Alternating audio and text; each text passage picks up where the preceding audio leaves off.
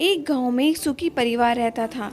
उस परिवार में 3 भाई और एक बहन थी। उनके माता पिता उनसे बहुत प्यार करते थे, मगर बीच वाले बेटे छोटे परेशान रहते थे क्योंकि बड़ा वाला पढ़ लिख कर डॉक्टर बन गया था और छोटा पढ़ लिख कर इंजीनियर बन गया था। मगर उनका बीच वाला बेटा बिल्कुल ही गंवार और आवारा रह गया। अब उनके 2 बेटे डॉक्टर और इंजीनियर ने शादी भी कर ली थी और कुछ महीने बाद उनकी बेटी का भी एक अच्छे घराने में शादी हो गई थी। मगर बीच वाला बेटा अभी कुंवारा ही था क्योंकि वो अनपढ़ था और कहीं कहीं पर वो छोटा सा मजदूर किया करता था। इसलिए उसे शादी के लिए कोई भी लड़की नहीं मिल रही थी और उसके माता और पिता उससे बहुत परेशान हो चुके थे। अब जब भी उसकी बहन अपने मायके से आती तो पहले अपने बड़े भाई डॉक्टर के और छोटे भाई इंजीनियर से मिलती थी, मगर बीच वाले भाई से वो बहुत कम मिलती थी क्योंकि वो उससे ज़्यादा पैसे दे नहीं पाता था।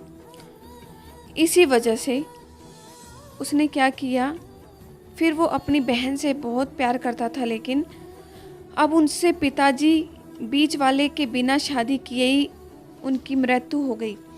उनकी माँ ने सोचा कि अब किसी के मुंह से बंटवारे की बात ना निकले, इसलिए अपने गांव की एक सीधी सादी लड़की से अपने गंवार लड़के के साथ उन्होंने शादी भी करवा दी। शादी होते ही अब उनका अनपढ़ बेटा पूरा मन लगाकर काम करने लगा और पहले से कहीं ज़्यादा काम करने लगा। अब तो कोई दोस्त उसे बुलाने आता तो वो यही कहता था कि भाई, पहले तो मैं जैसे तैसे कमा कर खा लेता था, मगर अब मेरी शादी हो गई है, मुझे अपनी पत्नी के लिए कमाना पड़ता है और कल को मेरे आने वाले बच्चों के लिए भी मुझे कुछ जोड़ना ही पड़ेगा। इसलिए दोस्तों, अब तो तेरे साथ मैं नहीं घूम सकता। ये कहकर उसका गंवार लड़का सीधा अपने काम पर निकल जाता है। अब उसके दोनों डॉक्टर भाई और इंजीनियर आपस में ये बात करते हैं कि हम दोनों उस गंवार से कई ज़्यादा पैसे कमाते हैं, इसलिए हम सब घर और ज़मीन का बंटवारा कर लेते हैं और उस गंवार से हम अलग हो जाते हैं क्योंकि अब वो हमारे बराबर कभी भी नहीं कमा सकता। इसलिए उन दोनों भाइयों ने अपनी माँ के लाख मना करने के बावजूद भी बंटवारे की तारीख तय कर दी और उन्होंने अपनी बहन को भी बुला लिया और अपने गंवार भाई से भी कह दिया कि आज तुम अपने काम पर मत जाना क्योंकि हम सब घर और ज़मीन का बंटवारा करेंगे। उसी वक्त उसकी बहन भी आ जाती है। तभी उसका गंवार भाई कहता है कि तुम लोग बंटवारा कर लो, मुझे जो देना है वो दे देना, मैं शाम को आकर अंगूठा लगा दूंगा। तभी उसकी बहन कहती है, अरे बेवकूफ़, तू तो अनपढ़ ही रहेगा, ज़मीन का हिस्सा तो आमने सामने बैठकर भी होता है। तभी दोनों भाई के बीच वाले गंवार भाई को उल्टा सीधा कहते हैं। तभी उसकी माँ भी उसे कहती है कि बेटा, आज तू काम पर मत जा, बंटवारा तेरे सामने होगा तो ही अच्छा है। उसी वक्त वकील भी आ जाता है। तभी वकील कहता है कि आपका सारा हिस्सा मिलाकर 10 बीघा ज़मीन है और आपका घर है, ये तो बताओ कि किसको कितना देना है, मैं उसी हिसाब से बंटवारे का कागज़ बना दूंगा। उसी वक्त उस गंवार भाई कहता है कि वकील साहब,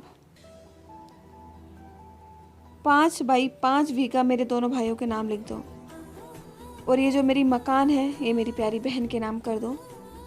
तभी दोनों भाई और बहन पूछते हैं कि तू इससे में क्या लेगा। तभी उसका गंवार भाई कहता है कि मेरे हिस्से में मेरी प्यारी माँ है ना। और तभी वो अपनी पत्नी की तरफ मुस्कुराते हुए कहता है कि क्यों मेरी प्यारी पत्नी, मैं गलत कह रहा हूँ क्या।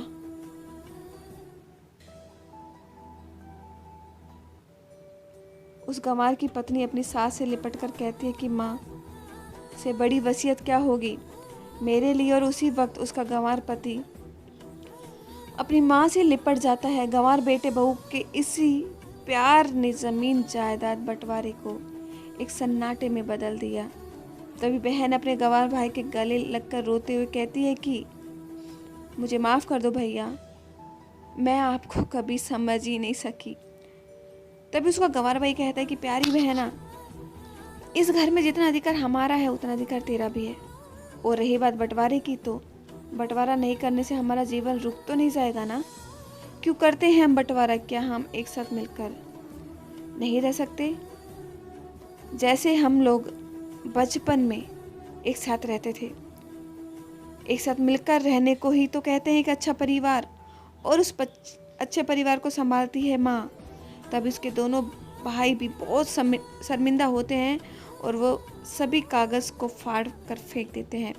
और उस दिन के बाद उनका परिवार खुशी खुशी एक साथ रहने लगता है। तो दोस्तों, ये भी परिवार और माँ की सच्ची कहानी है। कहा जाता है पहले परिवार में पढ़े लिखे कम थे, परिवार अच्छा चलता था, लेकिन अब जिन्हें पढ़े लिखे होते हैं उतने जल्दी परिवार और भी जल्दी बिखर जाता है।